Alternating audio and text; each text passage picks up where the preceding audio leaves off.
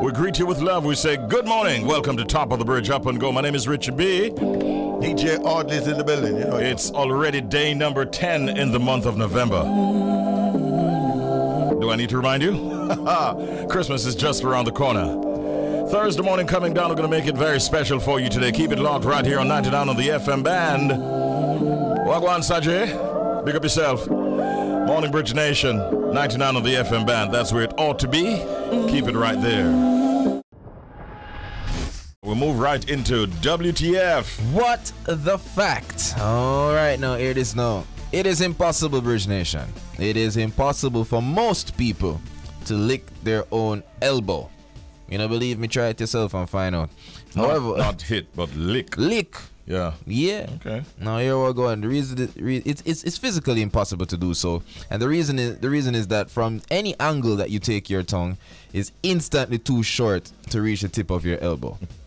There has been known claims of people possessing the talents to do this task, and unless you have an unusual sized tongue or you are incredibly flexible, you won't be able to perform this act. I'm trying to remain professional, Sajay. If you've been blessed with a particularly short upper arm, though combined with an abnormally long tongue, learning the right reaching technique can help you make this supposedly impossible task a reality. Okay. Easy. All right. So if you have that ability, then it means that you are among a very few human beings who can actually achieve that feat. Yeah, I ain't going as described in that WTF feature. Yeah, we're good. There are some people with some strange characteristics, though. You know, people out there who can like move their can do that. ear. You can move your ear? Yeah. Really? All right. The right here? Yeah. Yeah. Like literally. Yeah. You can see it go up and down or something like that. Yeah. Demonstration. Oh, damn it, the man does. He does it. That's my. I used to do it enough, you know. In a prep school. It runs like it's something like runs in the family. I don't know. You don't know? I don't know, but yeah. Oh, brethren. So I'm saying if I try this one though. No. We left that one there alone. Left that to the pros. All right, that's WTF. What the fact? Yeah, get them all. Welcome to Update. There are a few stories that have made it this morning. One of which is. All right, so here we go on Bridge Nation. Maybe one thing when Shelz big up a dancehall artist, not found the problem to take it seriously, but maybe if if the words are forward from the A&R from RCA Records, then probably it's something more serious, though. I'm talking about Tariq Troy Stewart, and he's saying that you can't put Skilly Bang in a box. The man went on to say he's like a unicorn. So what he does and what he's doing, you don't really see that. Even though we could consider him Caribbean or dancehall, I still put him in this rap category with the artists because you don't necessarily have to have a genre no more. It's like based on what people like, and he fits in that, especially with the WAP record. That was a record where it doesn't matter where you were at. That was a record that was being played. He's like a unicorn. It's like you can't put him in a box. He could go at any range he wants to go, whether it's drill or dancehall, whatever it is. Once you give him a beat and he's catching a vibe from it, he's gonna do his thing. He's just he just has something about him. His aura, his presence, just something about him. Now we know Skilly Bang, who's 26 years old. He signed to RCA Records last year and will be teaming up with Afrobeat star Wizkid and Jamaican starlet Shensia on Slip and Slide this Friday. Now, this is a very interesting story that Tariq Stewart had to say. Skilly had a show in LA and Wiz just wanted to pull up because he's a fan. And before he went on stage, they just hit it off in the green room, caught a vibe, and then they just went to the studio. And see there? One thing led to another. There it is. Collaboration. Yeah, it's a good look. Big up yourself. Yeah, he's definitely in a short time has now been quite well integrated in the rap circles. Yeah, you know my only problem with Skilly, and he highlighted this a long time ago, where I think I'm just worried that he's just conforming to what they like over there. Cause you know might not get as much lyrics, but you know him still got up on the big tracks and stuff. So I'm looking forward to this track with Wizkid to see how he handles that. But recently, most of his tracks he's been doing over there, yeah. you know, catchy, which is what they like. You get the money, you get the airplay and whatever. But like, yeah. He did say once that there are some songs he just doesn't put too much in terms of lyrics in. Yeah, because people won't get it. Yeah. Yeah, I completely get that, bro. It's like he can almost flip it, whole of lyrics in one track and minimal lyrics in another, but I'm still a hit. Exactly. And the demand is still there. Yeah. It's working for him. So let's see how it goes with this collaboration, which is a big one and highly anticipated as well. Tomorrow. Yeah. I think it's tomorrow it drops. It drops tomorrow? All right. Yeah.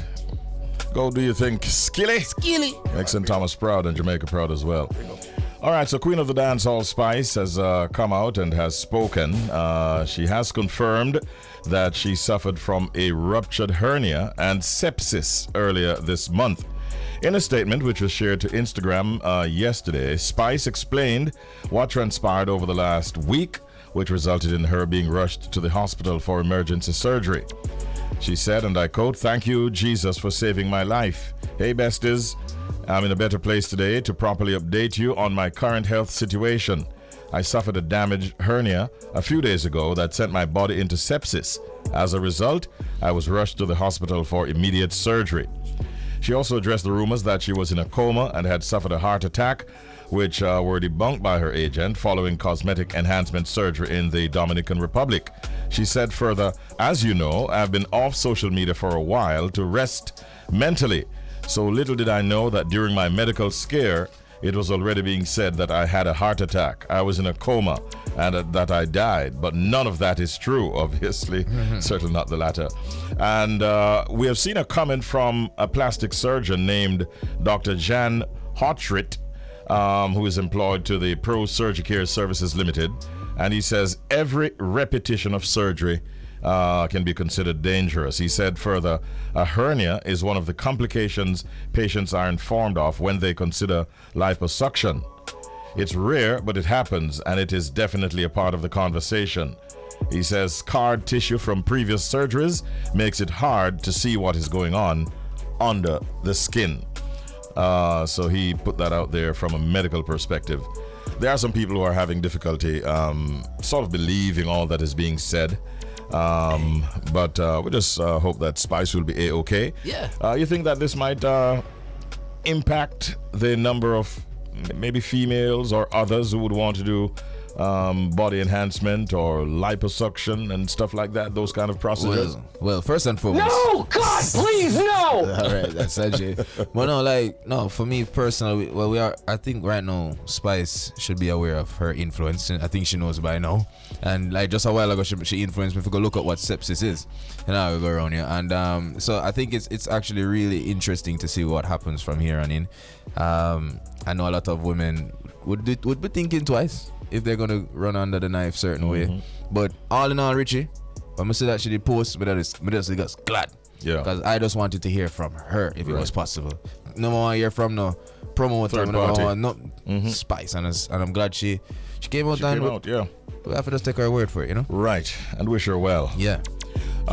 Here's a man who's celebrating a big victory. In fact, reggaeton singer Louis Fonsi on earlier this week celebrated 8 billion views of his hit song Despacito, the most viewed music video on YouTube, which is currently the subject, by the way, of a copyright infringement lawsuit brought against him by Jamaican reggae dancehall label Steely and Clevie Productions. So Louis Fonsi, who's Puerto Rican, hailed his label Universal and a slew of his South American compatriots as among those who contributed to the song's success. He put a post out which read, "Who knew that the tune on my guitar that morning in my house would be heard in so many places by so many people? Almost 6 years and I still can't believe it. The words thank you stay small. 8 billion. How nice does that sound?" he wrote on his Instagram page. And the closest competitor to Despacito is Ed Sheeran's Shape of You, which has raked in about 5.8 billion views. But that is still not even close to the 8 billion that Louis Fonsi has scored so far. And it's time for us to go right into our back-to-back features. We've got the proverb of the day and the pet peeve of the morning. First of all, the proverb of the day. He'll never go before two. Huh? He'll never go before two. I got it. He'll never go before toe. Fun fact, that's my favorite dance, by the way. Heel and toe. What the baddest thing? The baddest thing. But yeah. Heel never go before toe. The meaning is deal with important matters first. Get them out of the way and be on with your life. Heel never go before toe. What? Yeah, deal with important matters first. What? Okay. All right. Yeah. Accept it? Yeah, sure. Okay. All right. Cool breeze. That is the proverb. Take that with you today. Now it's time for the pet peeve of the morning. Morning. My pet peeve, if I go out with somebody else and you guys finish eating and you realize that them still scrape the plate. Like the plate empty, but them I scrape the plate and I put the fork in their mouth. And you say to yourself, the food finish? That's a pet peeve of mine. As a matter of fact, no, like what are you doing? The food is finished. Why are you still scraping the plate and putting the fork in your mouth? What is that? Pet peeve. Don't do it. At home or outside, don't do it. Look, you've never asked to go in our kitchen. I can't follow that one there. But not support that one. I think the man is nervous. Now when food sweet. You understand what I'm saying, Richie?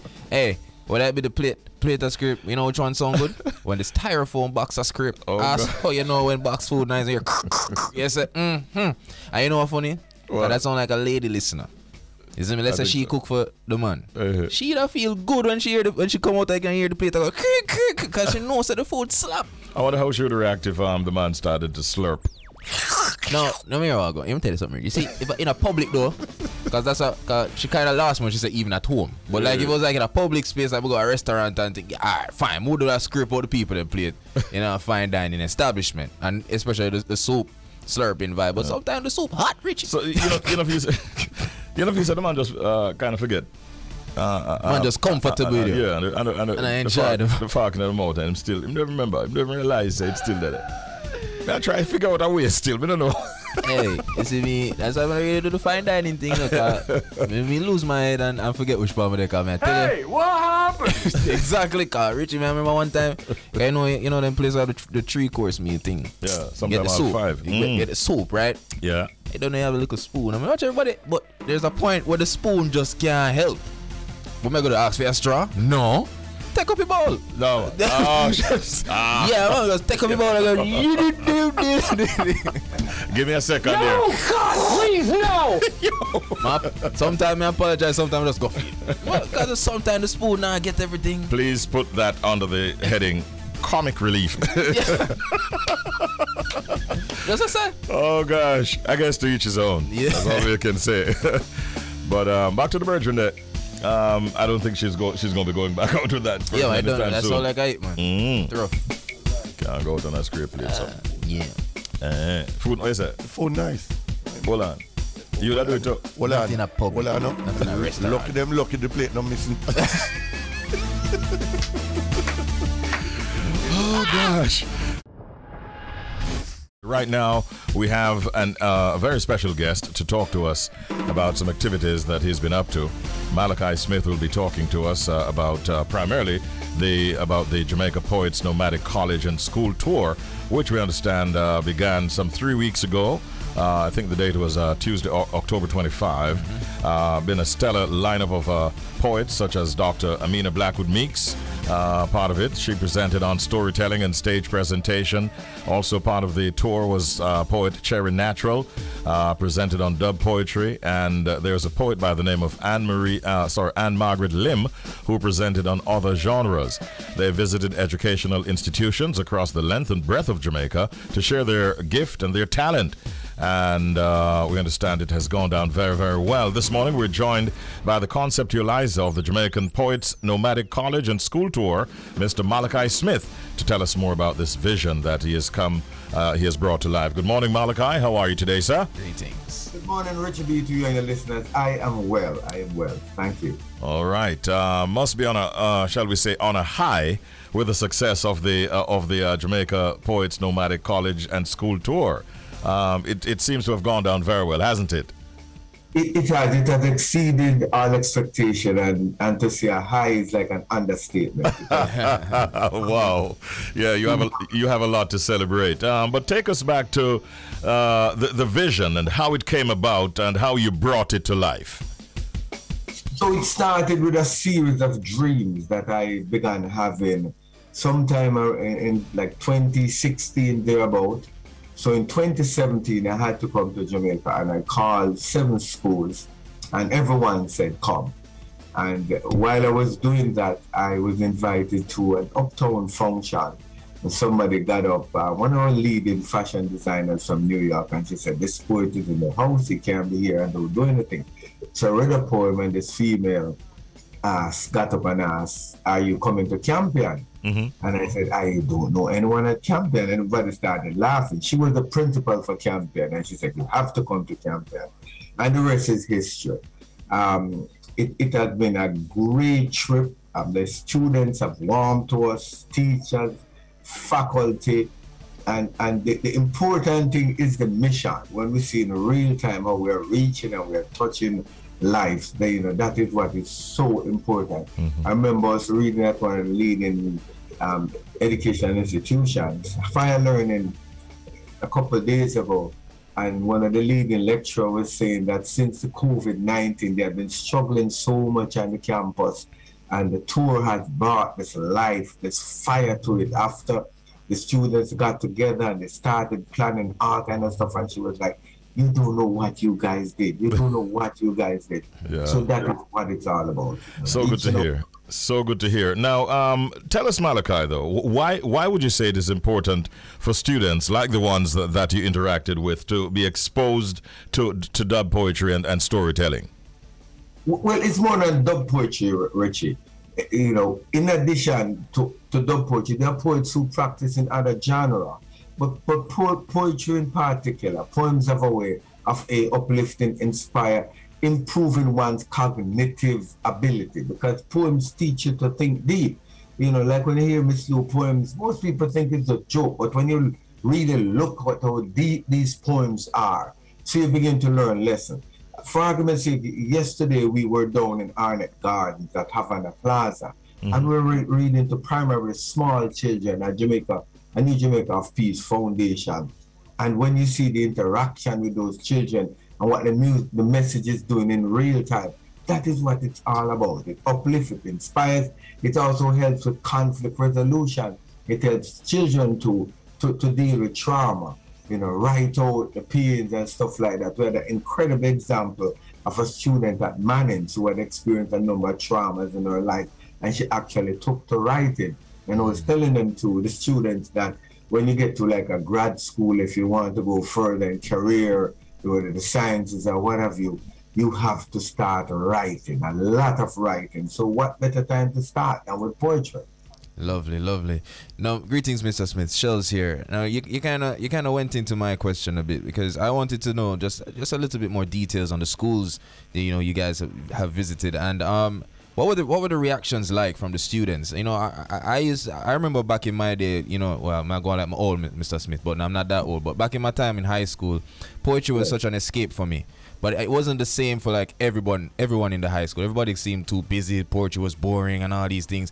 What did you find that the students were engaged right through, no matter which school you went to? Totally. Nice. But for one class at a country high school, and we were able to turn it around.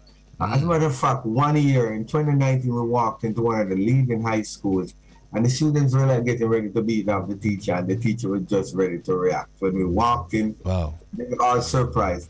And I never forget Charlie Bubbles and Wise Word were able to calm those students. Antonio Valle was there to calm those students, and in real time, give them some lessons. And that's one of the important thing about the tour. It's not boring. It comes alive. When you look on the video, the students are into it. Yesterday at Pembroke High, it was like a concert. We also invite them to share with us. And you see them coming alive in real time. So we motivate, we educate, we model the way. So it's not a boring event, and there's a richness to it, and the students are totally involved and engaged, which is what it's all about. All good things must come to an end. I understand that today, in fact, you'll be having the, is it an award ceremony or a closing ceremony? What can you tell us about that? Okay, well, today, in partnership with the Department of Literature and English at UWI Mona, we're doing the free workshop, and it's from 2 to 5 p.m. You spoke about Cherry Natural and Margaret Lim and Dr. Amina Meets Blackwood. They will be the presenters. Again, it's free. I believe in that in order to make the society come alive and move forward, we need to create more opportunities. So it's free. We don't want any construct where, persons couldn't afford to pay for it. I'm not into that. I'm into creating opportunities for everyone, period. So that is going to be great. And then at 7:30 to 8:30, we have a closing ceremony in the main library, in the multi-purpose room at the main library at UWI Mona. So the public are welcome to come and actually see the poets in action there and listen to them. Some great poetry, entertaining and educational. Yeah, I want to say big ups to all the poets out there. So there must be a plan, I suspect, Malachi, to continue with this project into the future at some point, eh? Yes, and what I'm thinking of doing, because I basically finance it 100% of my pocket. Really? I've reached out to a number of entities, and it's usually crickets, but they can always comment when they see the bad things happening. We are giving them an opportunity to participate in something good, to kind of shift the paradigm, show the children or the students a different path in real time, and we're going to make sure that it continues. It's important. It's a mission, and it has to continue. Poets are the conscience of society, and we must empower the younger in the society to grow and to become the true men and women and leaders of tomorrow. Yeah. Well, how can you be reached in case somebody listening would love to partner with you, support you going forward? I'll actually give you my cell number. It's 305-302-5365. 305-302-5365. And if you want to reach me via email, it's Malice Smith, MALISMITH 58, that's 58 at gmail.com. MaliceSmith58 at gmail.com. Malachi, great talking with you this morning, and congratulations on what you have done with this store. I wish you well going forward, and take care and keep us in the loop, all right? Thank you so much, and I have to say blessings to my Jamaican family because I'm related to all Jamaicans. So I give thanks every time. Every time. Take care. All the best, my brother. Yeah. I chat there with Malachi Smith, the conceptualizer, really, of the Jamaica Poets Nomadic College and School Tour. Ran for about 3 or so weeks. Today is the closing ceremony, and I suspect that will also go down very, very well. We want to say big ups to all the poets once again, Shelz. Yeah. Yeah, I mean, they do what they do, and we appreciate what they do. And now it's time for us to go over to the UK for the UK Connection, where we join Bridge 99 FM with The Beat, London 103.6 FM. And our brother man on location is none other than Robo Ranks. Morning, Robo. Yo, good morning. Good morning, sir. Good afternoon. Good morning. I'm so surprised a man like you, of your standing and your financial wealth, will be talking about geese at Christmas. Huh? I know your taste is more lavish than that. Well, it's a popular choice. So we thought we did. What do you have to say about that, Shelz? Are you geese or turkey or? I don't know what you're talking about, Robo. I just take what's there, Robo. I don't know what's going. Yes, just like the buffet card. I heard that comment earlier on. Exactly. Rather quite disgusting. Disgusting behavior. Good morning, team. How are you all? This morning it's very mild UK right now, but mild afternoon, but it is mid-morning, so people are kind of into their lunch, not taking the buffet cart like Shelz. Good morning. You mentioned the words disgusting behavior. Quite. What's up with this guy and the eggs and King Charles and trying to reach King Charles's face with eggs while he was out on the outside? What? Is that disgusting behavior or what? Did you see as they love old rugby in this country? Did you see the rugby tackle they threw on him? They threw the rugby tackle on him, and he didn't even fall on the floor. He fell into the lamppost, the street light. Oh, hudoof. But yeah, he's one of the things that he quoted in his when they were taking him away is like, yeah, down with the monarchy. Yeah, pay back for slavery. I went, wait, I'm just a while ago. Wait. What? What? And the brother looked like a character from Harry Potter, so it just didn't suit the look. I said, down with it. Yeah, pay back for slavery. Yeah, that's what the man said after he threw the 2 eggs after Prince Charles and his queen consort. Yes, both of whom were not affected, by the way. No, but it came close. I don't know if you noticed, Richie. Did you see Charles's shoes? I didn't. Charles just had on immaculate, because as you know, Charles gets his shoes lace iron every morning. It was immaculate, and he just sidestepped the egg like a ding dong. He just what? He sidestepped the egg. It was quite something. Wow. Interestingly, though, it is clear that he does have some support, because there were persons who started almost shouting in a chorus, "Shame on you! Shame on you! Shame on you!" So King Charles, still has some level of support going on for him. Yeah, obviously the royal family is ingrained in British society and culture. And brainwashness and all of that stuff, all of that good stuff. So there's people that are just totally oblivious to how the monarchy came about and how it was held together on the backs of West Indians, Asians, and many places all over the world. But there's a time and there's a place, and probably to get the right response, it wouldn't be at a place where all his fanatics are. It's like throwing an egg at Donald Trump at number 45 at one of his rallies. It's just not going to work, is it? Nope. It's not going to work. It's about timing. All right. I'm going to give you some time to play some music. When we come back after your block, I want to talk to you about why is it that so many people are leaving from England and are heading to Jamaica this season, that some airlines are already ramping up their flights to Jamaica. I want to talk about that. But let's play some music right now, Robo, if that's all right with you. Take it away, bro. Wow. Yeah. Mad mixing going on there. And you see when Robo gets into character, people, you need to not just listen, but you need to watch us on the stream, because he's quite an act. Yeah, when he gets into his music, man, facial muscles, hands are moving, Richie, it's all about the music. That's what it does, man. Absolutely. That's what it does. So we heard from Spice finally, and many of us are relieved that she's actually speaking. A part of her post reads, "Thank you, Jesus, for saving my life. Hey, besties, I'm in a better space today to properly update you on my current health situation. I suffered," she says, "a damaged hernia a few days ago that sent my body into sepsis, and as a result, I was rushed to the hospital for immediate surgery." And of course, that is the gist of what she was saying in her post. So obviously there was a health situation that she faced, but we're all quite happy that she has spoken and would somewhat allay some of the fears that were out there in the space, eh?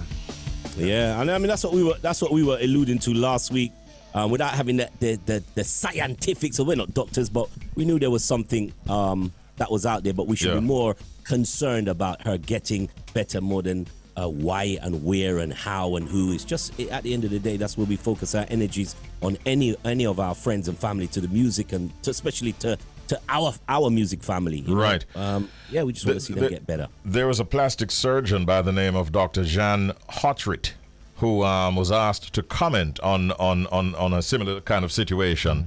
And he basically said that every repetition of surgery is dangerous. He went on to say that a hernia is one of the complications that patients are informed of when they consider liposuction. He says it's rare, but it happens, and it is definitely a part of the conversation.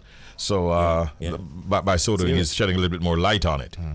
You know, when I wasn't here, let me hold my hands up. I know that nobody's gonna spam this and send this around the internet. But when I wasn't here a couple of months ago for a week, that's what I was going through. I said to you guys it was minor surgery. Yeah. And everybody laughed at me, thought that I was having myself done up and all of that. But it wasn't. It was a minor hernia operation, and that was, for me, was almost like a scare, because I had to spend longer time in hospital than I should have, because it was supposed to be minor. I spent a day lying down on my back. You know what I mean? So that is a serious part of obviously the stomach. Yeah. And it's not a pretty one. And many people of like going up as you pass 40, you can suffer ruptures of the hernias and stuff like happens, that. Yeah. It's a serious one. Man, we're happy that you came through. Thank you, and I'm here. Thank you. Yes, Thank sir. you. Yes, sir. Thank you. What is going on, though?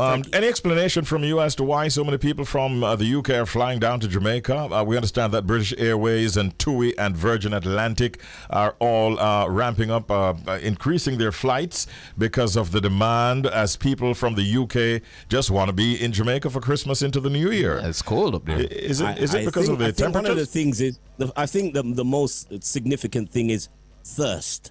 Thirsty. You can imagine 3 years of not being able to travel. So what you'll find is obviously people will just, it's like releasing a cap off a soda bottle, and the Caribbean is a like, you know, a destination, holiday destination that lots of people dream of. So after having 3 years of like no traveling and lockdown, if you're gonna go and do something, you're gonna go to the place like Africa's up, the Caribbean's up, and these are places that people think about, especially overseas. You know, our community overseas, it may think about it, but after lockdown, it's like, hey, I'm not even gonna waste no time. I'm gonna book that holiday to Tanzania. Head out of town. To Turks and Caicos. I'm gonna book that holiday to Jamaica. But what you have seen with Jamaica, Jamaica's tourism has steadily climbing. It's steadily going up and up. And obviously the infrastructure is better, the hotels, more flights. We've even heard that Emirates Airlines, is it Emirates Airlines? Yeah, Emirates Airlines are now flying into. So more places are flying into the country. And more pounds are coming into the country, which we like. Yes, most certainly. We don't like issuing it out, but if we have to, we will. So be it. Yesterday we had an interesting discussion with DeMarco. You might have seen where he has gone public and has said that, hey, I'm not going to do any more gun songs that promote violence and gun in the lyrics. He also said when he was asked that, hey, he's not going to produce, because you know he's a top-notch producer as well. He's not going to produce any such song I asked him if he's on pause or permanent, and he says permanently. So that was a good commitment. Well, guess what? DeMarco, in addition to making that statement here yesterday, he now has a song which speaks to that particular approach. Okay. And the song is called Life Over Gun. All right, gentlemen of Bridge Nation, overtime. It's time for Man Chat. All right, and today's topic will be reasoning about, do men find it harder to walk away from relationships than women? All right, and joining us in the reasoning this morning is Daniel Edwards. He is the founder of T180 and Long Story Short. Now, here we go on. This is very interesting, Richie. Apparently, research indicates that men take a longer time than women and struggle more to move on. Yep. In fact, the researchers observed that many male participants suffered from something called PRG, which is post-relationship grief. Oh. Okay.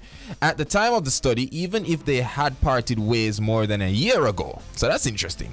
So we have all heard the stories ever so often that men hurting women and stalking women after a breakup because he or she may not, you know what I mean? All of them saying the man just don't know if we leg off of these things. So we're going to go into that reasoning. So, but before we do that, let's just welcome our guest, Daniel Edwards. Welcome on, Daniel. All is well enough. Thanks for having me. Yeah, man, our pleasure. Morning, Daniel. Welcome, man. How are you doing? All is well? Yeah, man, I'm dressed for the occasion. It's all about love, right? Is a heart on your shirt? Yeah, man. All right, that is it. That is it. It's more about love lost, though. How you look at it. That's all we're talking about. So how you look at it is a big right. True. Indeed. But look at it with us, Daniel. Do you believe men find it harder to walk away from a relationship than women do? I can't say. That's the thing. I can't say. And then, of course, men aren't always vocal or honest about their feelings. So you might talk to your brothers, and your brothers, we don't do that to them, man. We just move on quick, you know. And you don't even know if he's really suffering, you know, in silence at home. And then also, I think for men, a lot of us, our way to get over somebody is to get under somebody. Uh-huh. You might find a man just jump right back into the dating pool in a way to kind of numb the pain. And he might even tell himself that he's moving on, but then the residual effects of the breakup might kind of creep in after. When I had a breakup in 2016, I went right back into the dating pool. That's right. And then I want to tell you, say, it's 2018 realized I just get over that relationship. I really think. Yep. Yeah. 2 years later. 2 years later.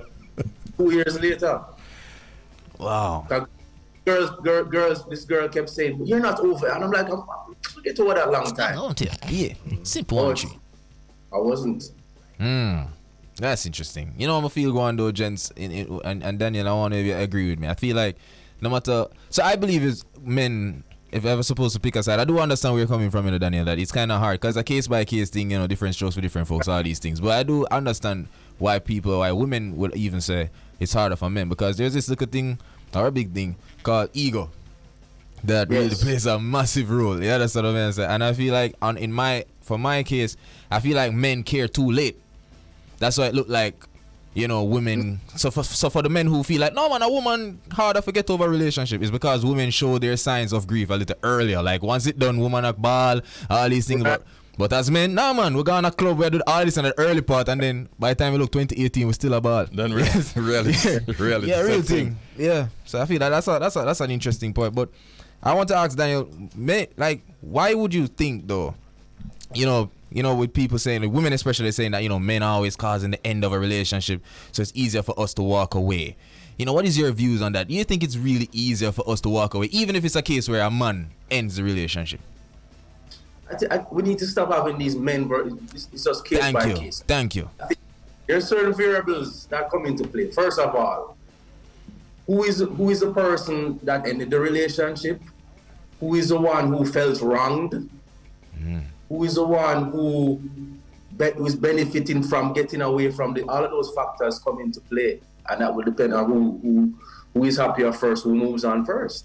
Because let's say I'm in a relationship where this woman was just a terror to me, and I'm now finally free. I'm not really spending as much time mourning as a person who might have been cheated on, etc., or abused in the relationship. Yeah, all those variables come into play. Here's a question. Also, go ahead. Emotional intelligence, or do you have tools? Here's a question we wanted to get your thoughts on as well, Daniel. What would you say are some of the reasons that men have a hard time dealing with or accepting breakups? Well, you've become attached to somebody. You've become invested in the relationship. There is a bond. And this person is somebody now who you speak to every day. They're active in your life, and then now that's gone. So there's a void. There could be the ego aspect. If you have been rejected, actual having to deal with rejection. And of course, now if you as a man, maybe if you have deeper issues like abandonment issues that come from your childhood, it's going to be more pronounced. Everything goes back to your childhood. Yep. Friends and family know I got accustomed. You and this girl have become synonymous with each other now, and then every time I go down, somebody says, "So after such and such, I want to see you." Especially around Christmas. You know, how much did you parade your relationship to the public? We're in the social media era now. How many selfies did you have up with your girl? How many times did you put hashtag goals, hashtag we are the dream couple? No, you have to go take down all them pictures they know in Richie. Themselves and all of the meals the pictures of the meals that you were having together. All the money was spent. All the money we spend. Oh, yeah, the ball. You may come and know I chew the man attack. So how much was invested? How much is at stake? How much the public is involved? So much things. So much things. Now, Daniel, you know, speaking of the accepting of or the acceptance of a breakup for us men, we have gentlemen out there. We have men out there. I won't even say gentlemen. You have men out there who do the worst things when it comes to accepting that a woman has moved on. Some of the things we even want to talk about. You understand me? You know, we mentioned stalking. We mentioned some of them want the physical harm. Do you have any advice for men out there who just can't seem to just understand that that woman is gone? You don't need to be manipulative. You don't need to gaslight her. Just let her. Just accept it, because not everybody coming like us, you know. Daniel, we're just like, you know, Jano, she gone, I'm kind of hurt, but me just work. And you have someone out there who know, man, I have to go jump in our DM, create fake account and all these things. What you have any advice for guys like that? Well, I mean, I'm not a Buddhist, but I studied some of the works of the Buddha, and the Buddha says the source of all our pain is attachment. So that's where so first and foremost, we shouldn't be attached to anything. That's our source of pain. We need to figure out how we can detach from the person. Why are you obsessed with the person? What is it that you're gaining from the situation that's getting you into a state now where you're practicing antisocial behavior? How does this help the person? If you truly love the person, you say you love the person. How is this beneficial to the person's life? You should be a cheerleader and a well-wisher for that person. Facts. What else is going on in your life? Oh, you have so much time for follow up this girl. Amen. Are you in the gym? Are you reading books? Are you working on your purpose? A man first and foremost should be pursuing his mission and purpose in life. Bam, bam, bam. So what's going on? You have too much time for your hands to focus on this girl. Amen. So reevaluate your life now and look at the hierarchy. First thing is, what is your mission and purpose here? Find that thing that you're put on this earth to do. Get to that. Get back into your gym. Maybe you can journal, pick up meditation, pick up tools that can help to develop you as a person. And help you to step into greatness so you can attract the right partner for you. So you don't have to stay honing this person out of scarcity, because it's a scarcity mindset that keeps you stuck on one person. Because there's something in your head that says, boy, I have to stay, this is the only thing we can get, and this is the best thing we can get, so I have to hold on this. When only infinite abundance exists.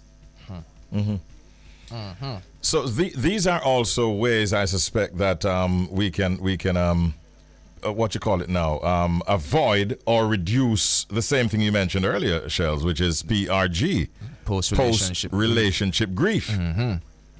Right, Daniel? Definitely. Oh man, I get some counseling, gents. Nothing wrong with it. I'm just saying. Yeah. Well, I think we've fleshed out the matter quite well. Daniel, you really put some good perspectives on it. Anything you wanted to say before you go? Check out Long Story Short, Jamaica. That's right. Give us a little bit more details on that. Yeah. Another good way to escape it is to, immerse yourself in the arts. Listen to other people's stories. Immerse yourself in creativity too. I'm with it. All right. Yeah. Hold on, Daniel. Before you go, tell us a little more about Long Story Short, man. You can't just drop the plugs on until we walk on, man. Jamaica's first and only monthly storytelling showcase and live music experience. The format is simple. 6 storytellers come and share a true story about themselves in 5 minutes or less, and 1 musical guest thrills us. It's at 1 Grosvenor Terrace every last Saturday, and part proceeds are in aid of the SOS Children's Village. You can check us out on YouTube and Instagram for content, but it's very inspirational. It's not just comedy. Deep stories are told and entrepreneurial stories. So this is another way that we can help to elevate the populace in Jamaica. Respect. People actually abide by that 5-minute rule? Of course not. We start a new thing now where we have the music. Like where you go to Oscars. Yeah, music.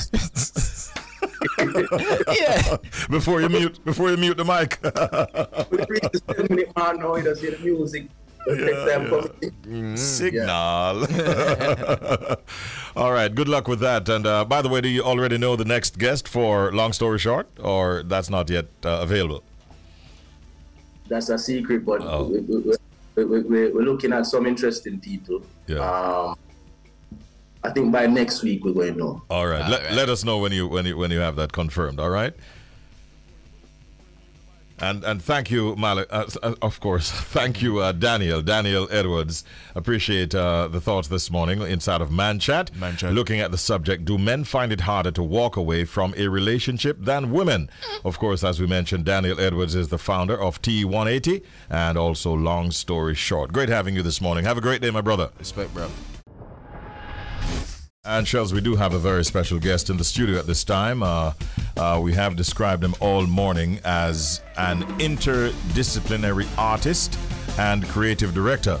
And I'm just realizing the depth of the works of Joshua Solas by talking to him off air. Mm-hmm. He's of course one who's worked in many critical areas of our society in terms of the arts. He was born, we understand, in Bull Bay, St. Andrew, and fell in love with art and design from an early age.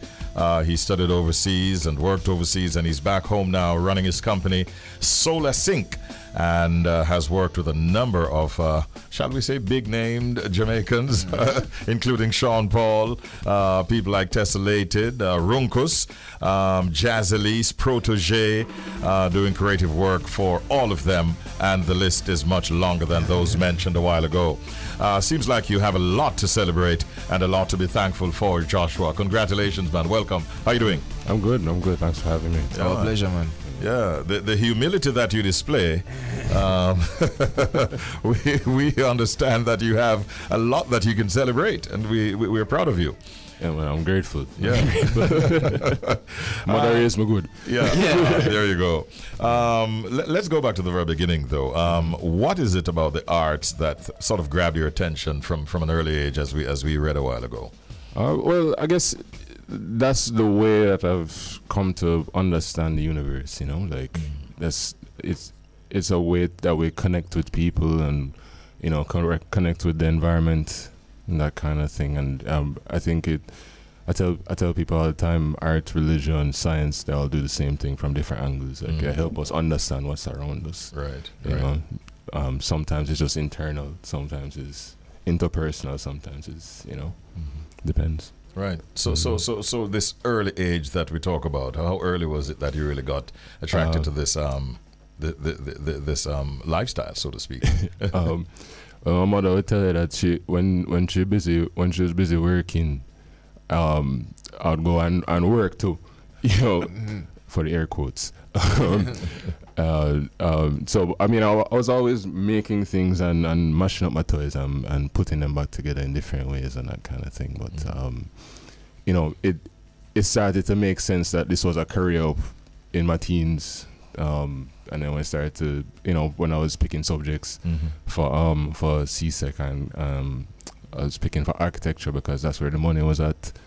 And then after a while I realized that never really makes sense for me personally, and decided to pursue illustration and graphic design specifically. Can you recall the kinds of reactions that you'd have gotten back then when you indicated to whether family or friends that you wanted to become a visual artist? My mom has always been very supportive, you know, my dad as well. The deliberate decision to pursue art full time needed some convincing. As you know, you want to be practical, and you want to make sure that your child is making good decisions with their life and thing. But you know, after the convincing, it was smooth sailing. You know, my parents were very supportive. My family was very supportive, and they saw, you know, my potential and thing. I'm very grateful for all that. You know, which is right. Now, you know, you're so into it. You got the support now, Joshua, and it brought you to LA to further your studies. What was that like, you know, studying the arts in LA? So I studied the arts in Michigan actually. Right. So I went to a school called Kendall College of Art and Design, and I studied illustration, minored in graphic design, and just, you know, it was a great community of people that I found there. I was able to, you know, take advantage of, you know, resources and learn about, you know, international standards in a certain way. then I moved to LA, spent some time there, and then came back to Jamaica. So you find like the creative space in both Michigan and LA, you know, in how did you find the creative spaces in Michigan and LA in comparison to Jamaica?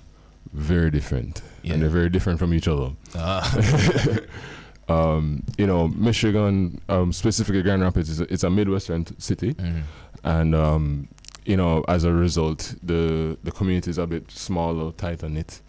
You know, if you go to one event, and then you go to the next one, you probably see the same people.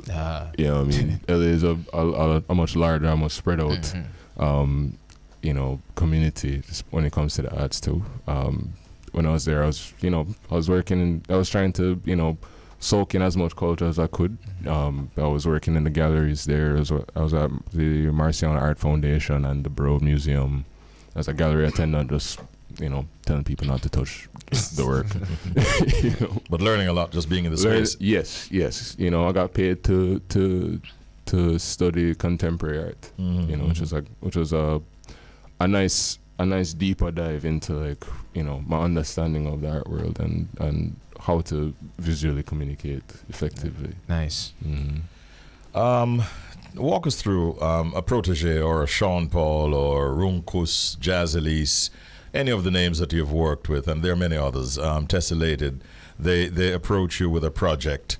How do you now develop that project? Do you listen to the tracks from the album, for instance, or do they indicate to you the direction they're going and then you take it from there? How does it work? Yeah, it's kind of a mixture. I try to, you know, be very attentive to their needs and what they expect to see and what they want to see. I hope that, you know, when people come to me, that they come to me for what I do, and, you know, and I work best when I have all the information. I get time to kind of sit down with the work, you know, listen to it a couple times, go through it, you know, for a day or two, and then I'll come up with some sketches, and we see where we can go from there, you know. Yeah. Yes. Nice. No, Joshua, you know, we were speaking off air. You got some big events coming up, especially one this Sunday. Tell us more about that. Yeah, on Sunday, I'll be showing some work at the New Wave Block Party at the Lot. Big up New Wave. Yeah, big up New Wave, big up the Lot. Yeah, we'll be having some artwork, have some prints. We'll be heat pressing some T-shirts live with the Red Umbrella Company.